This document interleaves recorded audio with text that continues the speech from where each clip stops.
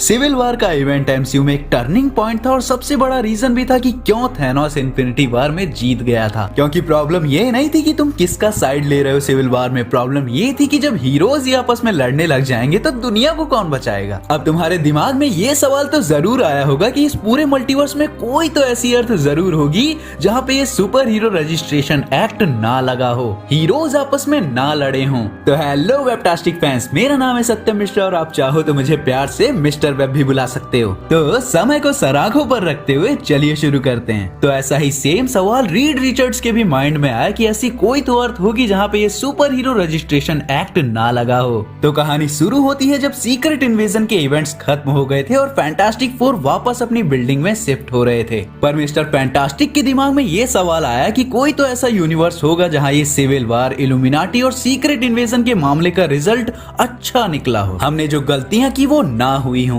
तो mister fantastic एक machine बनाते हैं दूसरे डायमेंशंस में झांकने के लिए। पर बिल्डिंग के बाहर नॉर्मन ऑसबॉर्न आ जाता है जो अब गवर्नमेंट कंट्रोल करता था। वो वहां आ जाता है ऑफिसर्स को लेके फैंटास्टिक फोर का फ्यूचर डिसाइड करने। जैसे ही रीड मशीन में घुसता है उसके ऑफिसर्स बिल्डिंग के अंदर घुस आते हैं। सूजन, स्टॉर्म, जॉनी और बेन तीनों लिफ्ट में घुसते हैं उन्हें रोकने के लिए। पर तभी वो ऑफिसर्स बिल्डिंग की बिजली ही काट देते हैं और मशीन में प्रॉब्लम आ जाती है। रीड तो अलग अलग अर्थ चेक कर सकता था पर उसकी फैमिली खुद टेलीपोर्ट हो जाती है एक ऐसे डायमेंशन में जहाँ डायनासोर और सेलेस्टियल ही थे अर्थ पे। इधर अर्थ पर वो ऑफिसर्स देखते हैं कि यहाँ तो बस रीड और सूजन के बच्चे हैं, तो वो बस उन्हें लेटर देके चले जाते हैं कि कल नॉर्मन ऑसबॉर्न आएगा और बिल्डिंग खाली करा के जाएगा। फ्रैंकलिन और वैलेरी जो उनके बच्चे थे वो सोचते हैं कि उन लोगों की वजह से पावर कट हुई है तो चलो अपन लोग फिक्स कर देते हैं। और लाइट फिक्स करने के चक्कर में ये ससुरे बच्चे पूरी मशीन के लंगर लगा देते हैं। इधर रीड पहली अर्थ देखता है जहाँ लड़ाई टोनी और कैप्टन ने नहीं बल्कि रीड और हैंक ने शुरू की थी। और उधर मशीन खराब होने का सबसे बड़ा इफेक्ट पड़ता है उसकी फैमिली पे। वो तीनों डायनासोर्स की दुनिया से गेम ऑफ थ्रोन्स की दुनिया में आ जाते हैं। मतलब वही पुराना टाइम जहाँ सूजन क्वीन थी और अपना टोनी स्टार्क बगावत करने वाला था। टोनी स्टार्क घोड़े पे बैठ के सबको भड़का रहा था कि हम लेके रहेंगे आजादी।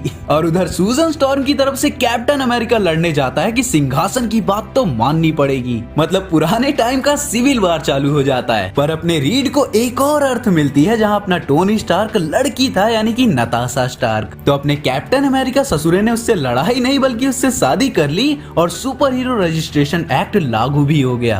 अपने एमसीयू वाले सिविल वॉर में भी अगर टोनी कैप्टन को एक हॉट सी बीवी दे देता तो शायद वो बकी के पीछे पागल नहीं होता। पर कहानी यहीं खत्म नहीं होती। एक अर्थ पे मिस्टर फैंटास्टिक ने सारे सुपर हीरोज की सुपर पावर सी गायब कर दी। ना रहेगा बांस, ना ठुकेगी, मतलब ना बजेगी बांसुरी। और उधर उसकी फैमिली धीरे धीरे टाइम में आगे बढ़ती जा रही थी। डायनासोर से राजाओं वाला टाइम और फिर पायरेट्स वाला टाइम, और पायरेट्स के बाद ओल्ड अमेरिकन का टाइम जिसमें काउबॉयज हुआ करते थे। उधर मिस्टर फैंटास्टिक जिधर भी देखता उधर फूल का मंगारे ज्यादा थे। जैसे एक अर्थ जिसमें इल्यूमिनाटी बनते ही रीड ने सारे मेंबर्स को मार दिया ताकि कोई गलती ही ना रहे, या फिर ऐसी अर्थ जिसमें फीनिक्स फोर्स की मदद से रीड ने स्क्रल्स को जला के राख कर दिया और फिर फीनिक्स फोर्स के होस्ट को भी मार डाला, या जहाँ सब हीरोज ने स्क्रल्स के सामने सरेंडर कर दिया। तो इतने भांग भटूरे वाले ट्रैवल में उसने जाना कि सिर्फ 67 अर्थ ही ऐसी हैं जहां सिविल वॉर और इल्यूमिनाटी के कांडों के बाद भी शांति कायम हो पाई। रीड अपनी सारी उम्मीदें खोता जा रहा था कि कोई सीधा रास्ता है ही नहीं जहां पे इन लफड़ों से बचा जा सके। और यहाँ उसकी फैमिली टाइम में और आगे यानी वर्ल्ड वॉर के टाइम पे पहुंच गई, फौजी बन के मैदान पे लड़ने। मशीन अभी भी ठीक नहीं थी और वो सब उसी में फंसे हुए थे। इधर नॉर्मन ऑसबॉर्न मिलिट्री लेके उनकी बिल्डिंग पे पहुंच जाता है जहाँ बस उनके 2 बच्चे ही थे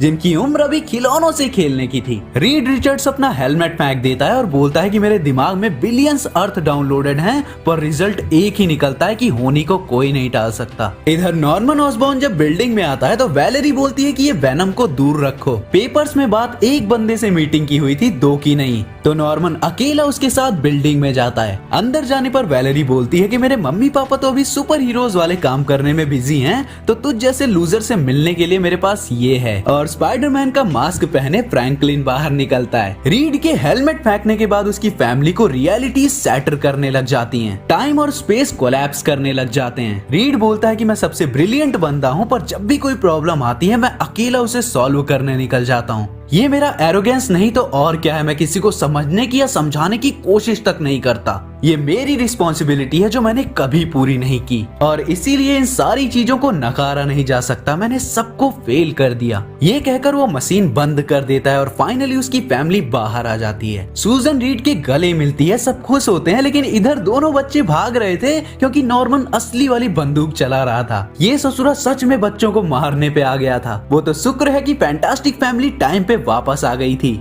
सूजन एक बॉक्स बना देती है जिससे अंदर बाहर कोई नहीं आ जा सकता था। रीड बोलता है कि मेरे घर से बाहर निकल और दोबारा कभी मत आना। नॉर्मन बोलता है कि ये अभी खत्म नहीं हुआ, लेकिन रीड बोलता है कि नहीं, पर अभी के लिए बाहर निकल। रीड सूजन की तरफ मुड़ता है और सूजन वो प्रोटेक्शन बॉक्स ओपन कर देती है। नॉर्मन चिल्लाता है कि अब मैं ही गवर्नमेंट हूँ और वो रीड के सर पे बंदूक तान देता है, पर उसका बेटा फ्रैंकलिन छुपने से बाहर निकलता है और नॉर्मन के कंधों पर गोली मार देता है और बोलता है कि इस इलाके के कानून में है। नॉर्मन रोने जैसी शक्ल बना के बोलता है कि तेरे बेटे ने मुझको गोली मारी, मैं। रीड बोलता है कि तू कुछ नहीं कर पाएगा, मैं तुझे कुछ करने ही नहीं दूंगा, और नॉर्मन को वहाँ से जाना पड़ जाता है। सूजन के कहने पर रीड मशीन को डिस्ट्रॉय कर देता है, पर उसे कुछ और भी दिखा था। परछाइयां जिन्होंने बोला था कि तू वापस आना हमारे पास और हम तेरे सारे सवालों का जवाब देंगे। और रीड अपने अभिमान पे तो काम कर रहा था, पर अभी भी वो इन प्रॉब्लम्स का सोल्यूशन ढूंढने का पीछा नहीं छोड़ने वाला था, क्योंकि तुम्हारी सबसे बड़ी ताकत ही तुम्हारा सबसे बड़ा श्राप होती है, और उसका श्राप था उसका ज्ञान, उसका दिमाग। तो गाइज ये था आज का वीडियो और मैं मिलता हूँ आपसे अगले वीडियो में, तब तक के लिए बी फैंटास्टिक।